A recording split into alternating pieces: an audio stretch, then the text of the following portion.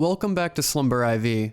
We have told a ton of scary stories on this channel. Stories of sleep paralysis, cryptids, aliens, you can pretty much name it and it's been on here at one point or another. My favorite place to read up on scary stories though, is a Reddit forum called NoSleep. There is a ton of variety and you never know what you might stumble upon. Maybe a surgeon who can work impossible miracles, contact lenses that make you see more than any human should, or dreams that seem to seep into reality in the most horrifying way possible. Today we have 3 stories from NoSleep. A huge thank you to the writers for allowing me to share their stories with you. Links to their original stories can be found in the description. Remember, you can send in your own stories to rylhstories@gmail.com if you'd like to have a story featured on the channel. Likes and comments are always appreciated, as I read every single one. Enjoy the stories, and as always, I hope you all have a great night.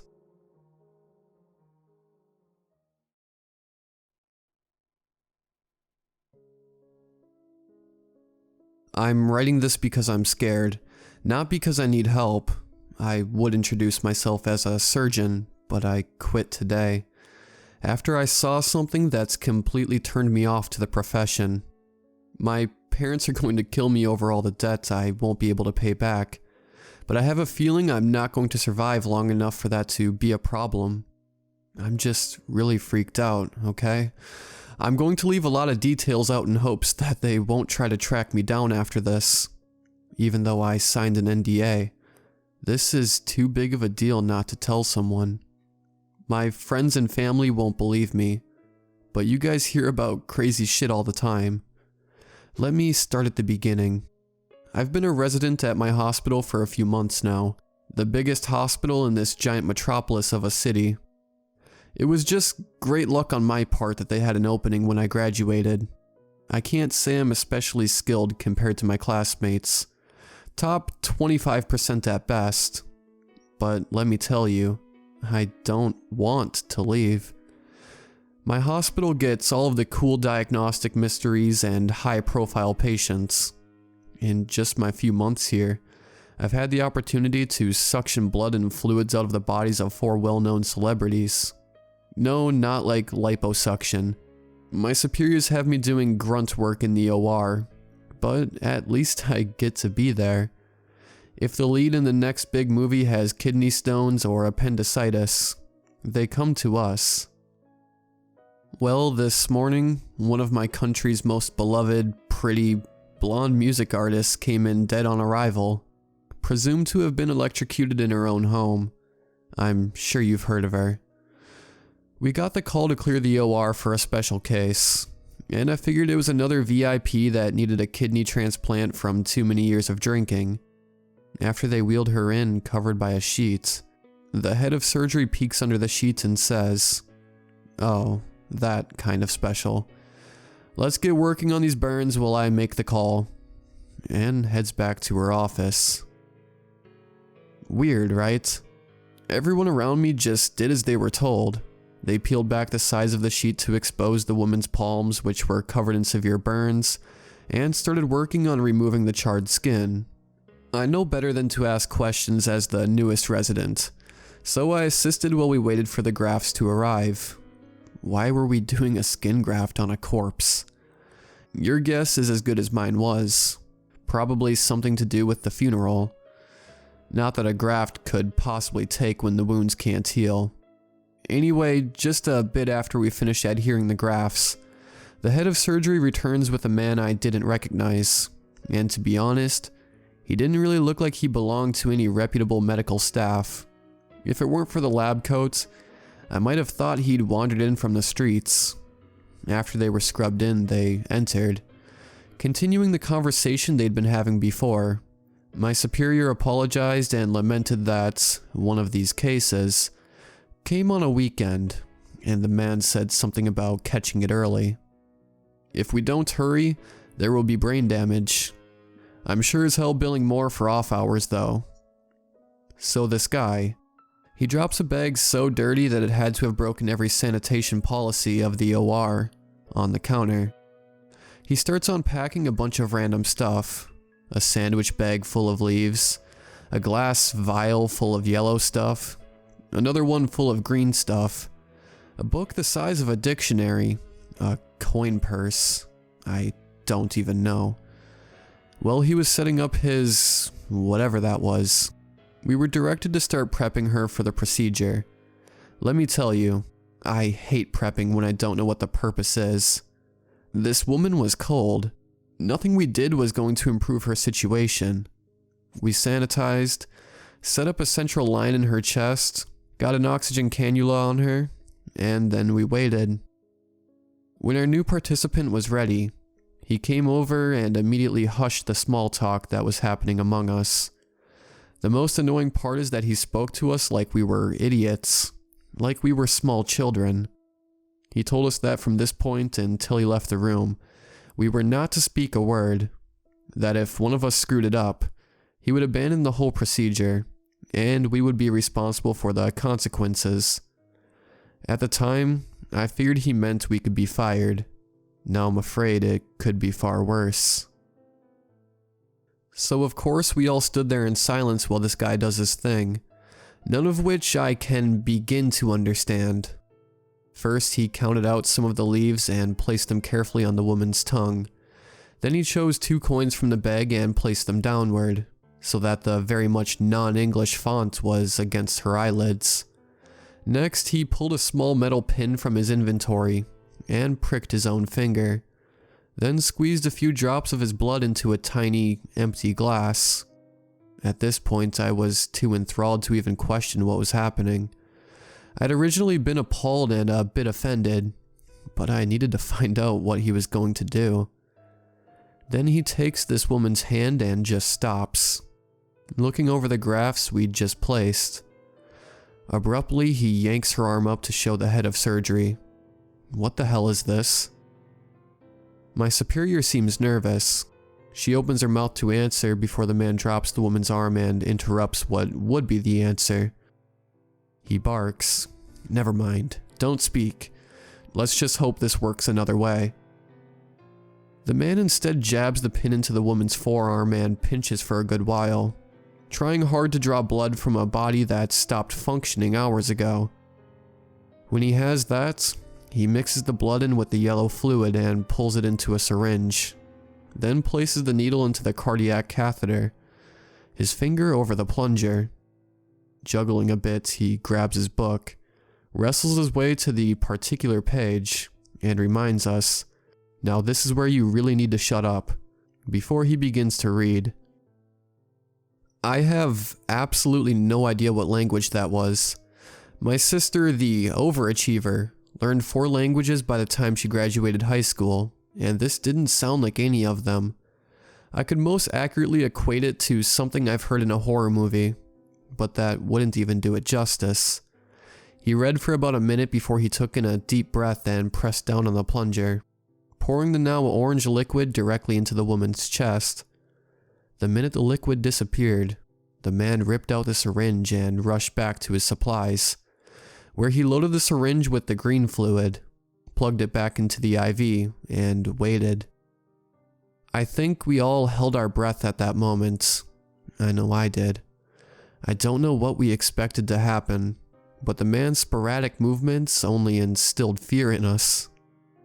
The silence was suffocating, and just when I thought I couldn't handle any more, the woman on the table opened her eyes and began to scream. When she saw us standing there, she tried to communicate, but her words came out so badly slurred that she was completely unintelligible. She spat out the leaves and began to cry, muttering nonsense and shaking her head back and forth. The man closed his book and sighed.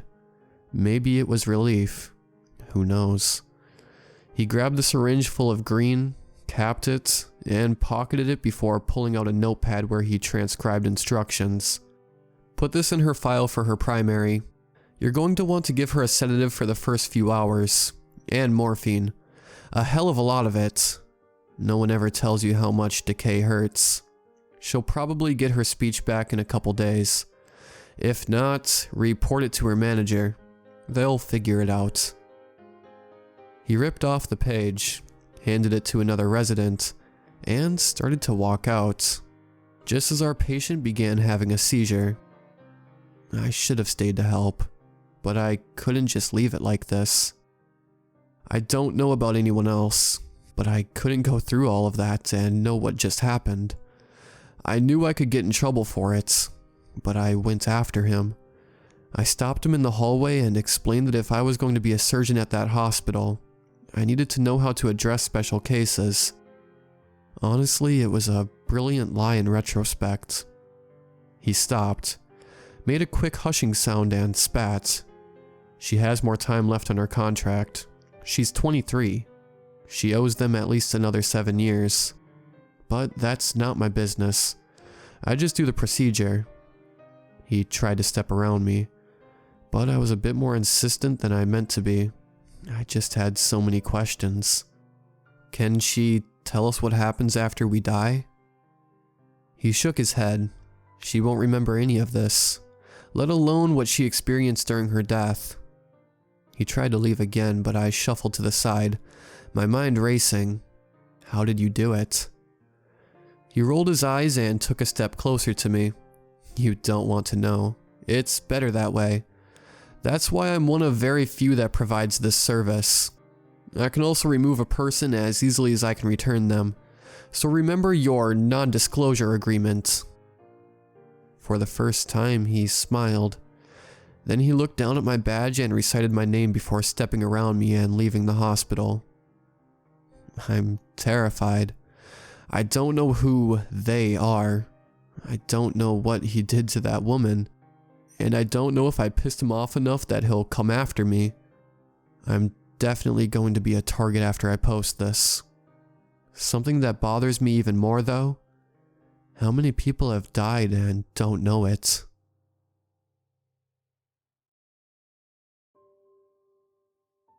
I don't know about anyone else, but I have always had terrible vision. Generally, it gets worse from year to year, but there are some years I am able to skip the decay. I wear contact lenses because I've tried to avoid the nerd stigma my whole life. I'm not entirely sure the contacts help though, but I prefer them regardless. This year my vision had definitely gotten worse. I could tell just by trying to read words from afar. I was almost out of contact lenses as well. So it was time to go see my optometrist. The visit went about as usual, doing a bunch of vision tests, getting bright lights shined in my eyes, and trying to guess what letter the big blur was once he asked me to take out my contacts. As suspected, my vision had indeed gotten worse. When I asked my doctor about ordering new contacts, he offered me a strange proposal. This may seem weird, but I just received a new shipment of contacts today. This new company sent me an experimental set of contacts. To be blunt, I'm looking for a guinea pig to try them out on. That was a bit weird. New contacts. Do they match my prescription? I said, a bit confused. That's the thing. Apparently these contacts auto-adjust to the person wearing them. I have no clue how it works. But if it does, it would be an incredible stride for optometry. Your new contacts will take a few days to get here anyway. But if these work, you could be back to perfect vision today. The doctor replied. I don't like the idea of being a guinea pig, especially after all the TV and movies I've watched where experiments don't end quite well. On the other hand, this sounded incredible. Contacts that automatically adjust to your eyes? I was just curious to see if such a thing existed. In the end, curiosity won. I'll try them, I said. My optometrist quickly left the room with a grin, and returned a few minutes later with a small box in one hand, and a piece of paper in the other, which I quickly learned what the paper was for. I'm going to need you to sign this waiver. Like I said, they are experimental. Well, it looks like I won't be getting a big payday if something goes wrong, I thought as I signed the waiver. After getting that out of the way, the doctor set the box in front of me. NewLife Vision, it said. Helping you see a new outlook on life.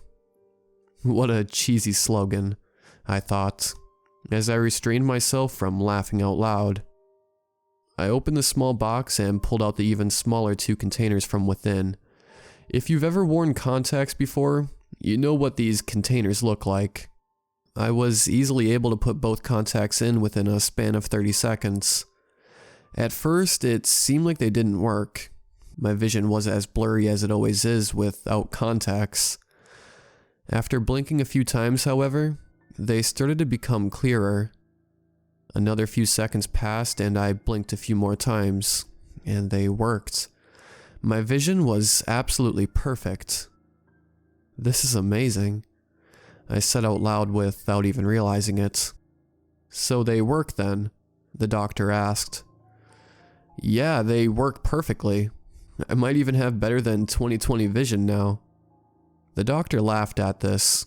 He ran a few more tests to make sure the lenses were working right, and I passed them all with flying colors. Well, you're free to go. The lenses seem to be working just fine. Just be sure to check back in with me in a couple days. Oh, and one last thing, he said as he pulled out a few folded pieces of paper stapled together neatly. I'm supposed to give you these. They are instructions for the contacts. Anyway, have a good day.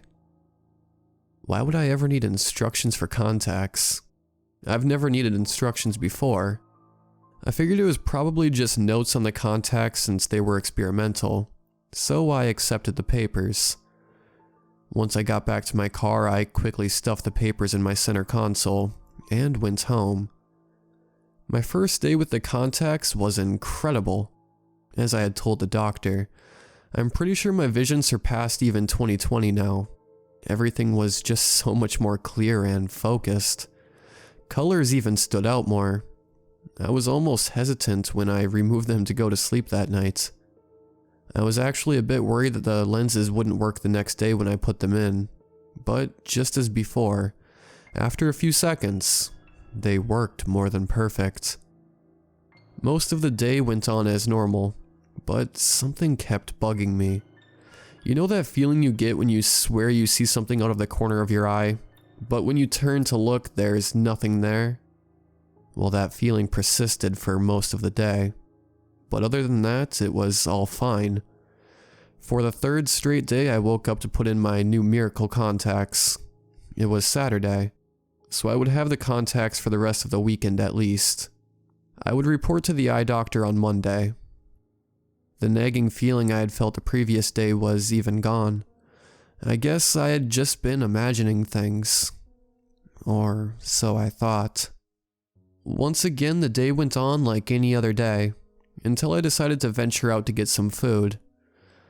I had gone to my favorite burger joint, and gotten some carry-out. I really don't like sitting in restaurants. As I was driving home, I never took my eyes off the road. Not even for one quick text. A few blocks from my house, though, I did blink. A simple human action. In the time it took for that single blink to occur, there was now a man standing in the road. I slammed on the brakes, sending my food flying from the passenger seat. The hood of my car was only inches from the man upon complete stop. I was about to jump out of the car to ask the man what the hell he was doing, but that was before I got a better look. I'm not sure I could call this thing a man. It was incredibly tall, at least 7 or 8 feet, but it was scrunched over like Gollum. It was also extremely slender, as if it were malnourished. Its skin was incredibly pale, almost completely white. Its head was to the side, and it was turning to look at me. I blinked once more, and it was gone. Of course, there was no one else around to tell me if there was actually something there, or if I was just insane.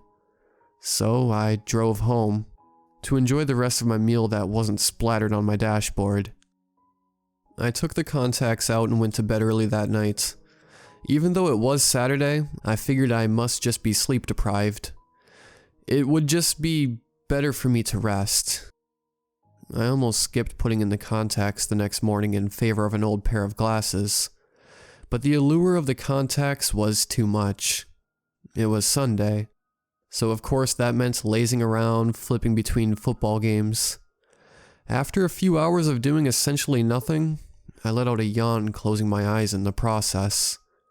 When I opened my eyes, there was another figure in front of me. This one was short, probably about 4 feet tall. It too was scrunched over with the same slender and pale body. Its back was to me, so once again I couldn't see a face. I almost immediately closed my eyes in fear. When I gathered the courage to look again, just like before, the figure was gone. I wasn't certain this was the solution at the time, but I sprinted to the bathroom anyway, and removed the contacts. That's when I remembered. The instructions.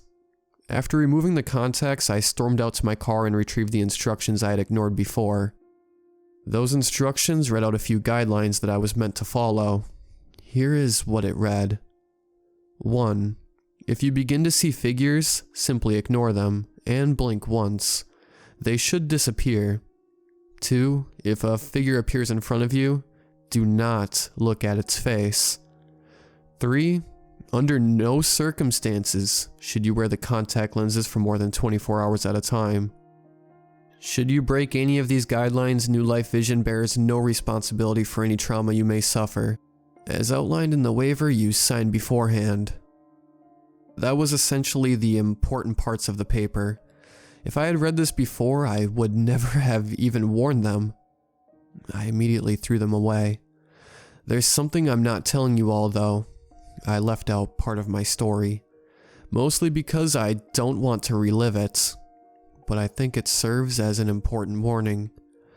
You see, when I went to remove the contacts, I saw another figure. It was standing behind me when I looked in the mirror. Its head was right next to mine, and I saw its face.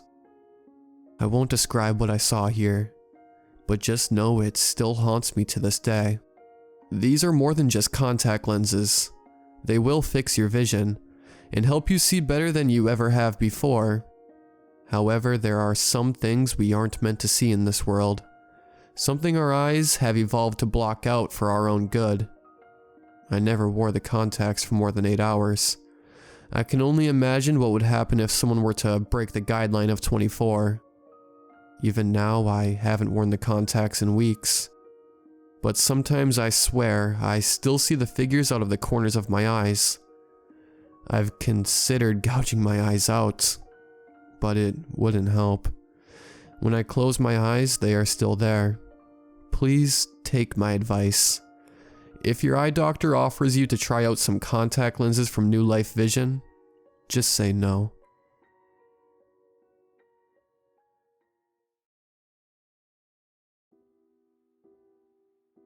I have been told that this is the place to go for events like this. I might be a bit young, but you just can't worry about that at situations like these. Right now, I'm reeling. I don't know what to do at all. I've never been so scared in my life. I thought that maybe you all could help me, but I should probably start from the beginning. I'm a 14-year-old female and I live in a suburb of Los Angeles. Ever since I was really little, I was one of those kids who would have nightmares every other night. My parents told me that if I ever had a nightmare, I was to come into their room and sleep with them. They said they wouldn't mind at all when I asked. Of course, they regretted that statement. I heard them complaining when they thought I wasn't listening about how I ran to their room all the time, and how they never got any sleep. I didn't mind. I understood completely. So I learned to live with it, and eventually, though it took a long time, the nightmares went away. But even long after I learned to fend them off, I had a hyperactive imagination that always wanted to create all sorts of strange situations, whenever unexplained things would happen. My interest in the paranormal and dreams was always a thing I carried around with me. I believed that one day, the cold hard science we knew could explain the impossible events we can't explain yet. But while we wait, we can delight in the stories. Many long, sleepless nights were spent being both terrified and fascinated At the thousands of paranormal stories on the internet. Funny how delight changes when it happens to you. It started mostly with a creepy nightmare, just like the ones I tried to banish when I was 9. I found myself walking up a long staircase, a smooth one, then walking down a hallway filled with old toys and other junk that I used to own. At the end of the hallway was a door, a normal door. Nothing special about it, so I opened it. I entered a large room akin to an old dining room. Standing in the middle was a little boy, maybe 7 years old, with scruffy blonde hair, green eyes, and wearing formal clothes. There was something unsettling in his face. Maybe it was the fact that there was no expression at all there, just blankness. "My name is Luke," he says. He had no expression in his voice either. A chill ran down my spine. I took a step backward. He said, "There's no need to be scared. Not of me. I was the first." "The first what?" I asked. "The first to be replaced. But listen, Rosa, I don't know how to say this. On your 15th birthday it ends. You end. You have 5 months left." I woke up and immediately noticed something was wrong. I couldn't move at all. I felt like I was being smothered or drowning. Air just wouldn't enter my lungs. There was something next to the bed, a dark, shadowy shape, but it was just outside of my field of vision, and I couldn't turn my head to see it. The creature grabbed my arm and cold raced up it. All my nerves protested as it started to burn. It hurt. It hurt so much. The creature raked its claws over my arm and then disappeared. At that moment, air finally decided to exist again, and I jolt upward, terrified. There was a long scratch up the side of my arm. Holy shit, I thought, running into the bathroom to stop it from bleeding. My thought process didn't seem to be running correctly. I had no idea how to react, except for thinking, oh my god, that was real, over and over again. I looked at the clock, wondering what time it was. The clock proudly proclaimed that it was 3:09 a.m. I sighed, wrapping a makeshift bandage around my arm and trying to think on what I should do. Eventually, tiredness dragged me down, and I fell asleep with the blood-soaked bandage wrapped around my arm. I woke up with a jolt to find that it was 2 minutes till my alarm was going to go off, but the first thing I noticed was that the scratches were gone. That area didn't even hurt. The only way I could tell that it had actually happened was that I was on the bathroom floor, and there was a blood-soaked paper towel next to my arm. The rest of the day was really hard to get through. Several teachers yelled at me for not paying attention. Students jeered, wondering why I was so jumpy today. But I couldn't tell them. How would they understand? After a while, it faded to the back of my memory. Months passed, exactly 5 months, and somehow, impossibly, I forgot. As I got into bed one night, sleep dragged me down so quickly I could barely do anything about it. It had always been hard for me to fall asleep, so I was very confused. But within seconds, well, probably longer, but it seemed like seconds, I found myself standing up outside of a large mansion. My family stood in front of the front door. "Rosa," said my mom, "we've been waiting for you. Come and see." What? Everything was going fuzzy. How did I get here? I didn't know. I walked forward, joining them and walking into the house. "Don't you love the new house?" my brother gushed. That set off a little alarm in my head, but I let it slip by. It didn't matter, did it? Yeah, I said. "Can I explore?" "Sure," replied my mom, and so I did. It looks exactly like my actual house, I thought, and then immediately raised an eyebrow. Why do I think that? Where did I come up with that idea? I must be going crazy. I noticed that there was a door opening out to a staircase going downward. Is this a basement? I called out. There's no basement there, honey, my mom said back. I looked back toward Mom, then back down at the staircase. I shrugged, then walked down it. Immediately the staircase seemed to disappear out from under me. I fell for what seemed like half an eternity, until I landed hard on a rock. I coughed. The air knocked straight out of me. As I recovered my breath, I looked around. I was on a big, dark balcony. There was a door behind me. Over the side of the balcony there was water. A lot of water. Decisively, I turned around and walked through the door, down the stairs at the side, and into a big room with stone pillars. In the middle stood 4 shadowy figures. As I tried to look at them, I found that my eyes just couldn't focus on them. But I knew one thing. They looked like my family, and one of them looked exactly like me. Except all shadowy and dark. I couldn't look at her. Why couldn't I? How did you find us? Not me demanded. She took a step backward, and I flinched. I couldn't let her touch me. She would kill me. She was so familiar. Why? I couldn't remember. Everything was so darn blank. I didn't respond. Not me hissed. Goodbye, Rosa. They won't miss you. They've already been replaced. That was when cold water, no, not water, something more sinister than that, started to rise from the floor. It reached my face level and I started to choke.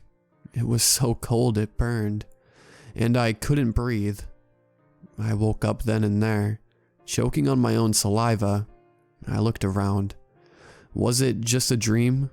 It must have been. So why was I more scared than I had ever been before? I put on my bathrobe and walked down the stairs, ready to make breakfast. My mom was at the kitchen counter, facing away from me. Good morning, I said. Mom turned around. I gasped. It wasn't Mom. It was one of those shadowy figures. My eyes diverted themselves, and no matter how hard I tried, I couldn't look at her. 5 months are up. Not Mom sneered, and she started to walk toward me. She was holding hands with another figure. Not me. Exactly the same as me, but not. I turned and ran up to my bedroom. As I closed the door behind me, I hear a familiar voice. One without expression. Hello, Rosa, said Luke. How did you get here? I demanded. I was the first to be replaced. I wish I could save you, but I can't do a thing. Lock the door and stuff the cracks. Turn the clock off. Hide all reflective surfaces. They can get in that way. And do not, I repeat, do not fall asleep. They can get into your mind, like they did just a few minutes ago. Did you come that day to warn me? Yes, but the replicas came in right after I contacted you and marked you. You were already beyond hope, but please, lock the door. So I did. I ran across the room, locked the door, stuffed the cracks, put the blankets on the reflective surfaces, and did everything I could to not fall asleep. Sleepiness kept trying to pull at me, but I pushed it away. They are trying to get me to sleep. Sleep and I'm dead. Move anything and I'm dead. I'm in my room now. I'm sitting on my bed writing this. Please, I need help. The windows are stuck locked. My Not family are knocking at my door, and I think they're gonna get through. But if I am beyond hope, know this. Your family Your friends, your coworkers, everybody. They're not safe. If they haven't already been replaced, they will be soon. If you get that dream, you are next. You have 5 months left.